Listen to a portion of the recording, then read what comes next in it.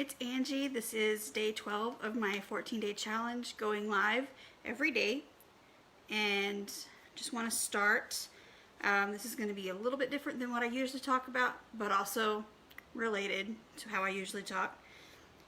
But I want to give a disclaimer starting off. So even if you are not a religiously minded person, like I am, I hope that you will stick with me for this video because my object lesson does apply to everybody.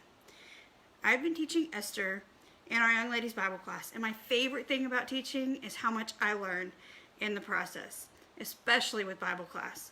The past few weeks have been no exception for me. This morning we finished the book of Esther, and if you aren't familiar with this short 10-chapter book of the Bible, it's an easy read. It's a historical account of the time of King Xerxes, who is the Persian king. It's when the Jews had been taken captive first by Babylon, and then Babylon was conquered by the Medes and the Persians.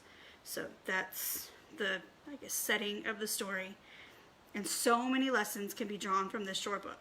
So far, I've covered modesty and humility, vanity, bullying and anger, obedience, standing up and speaking out, and finally today, in the overall theme of the book, we talked about providence. So I want you to think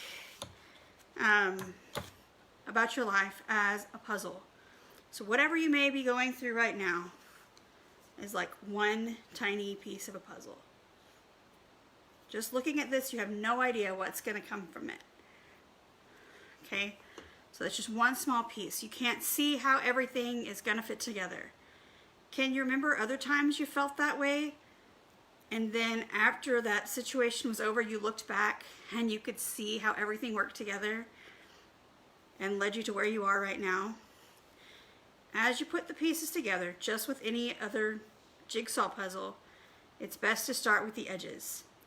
The edges could be known as healthy boundaries, whether that's in a relationship, in your job, just in life in general, having those healthy boundaries, which you will and won't allow in your life and relationships. Think about the big picture. Your situation in this moment right now is temporary. What can you do to create a better outcome? And there is always a choice. That being said, sometimes it's hard.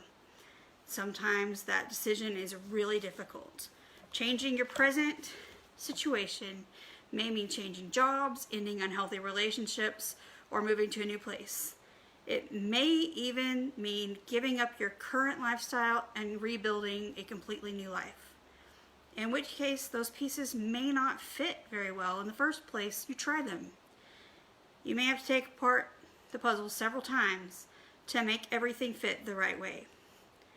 Everyone's puzzle is different. We each have a unique story, and that story is unique to our journey. We get to celebrate when the pieces fit and share that success with other people. My favorite part of the book of Esther, and what I see as the theme of the whole book, it happens in chapter 4, verse 14.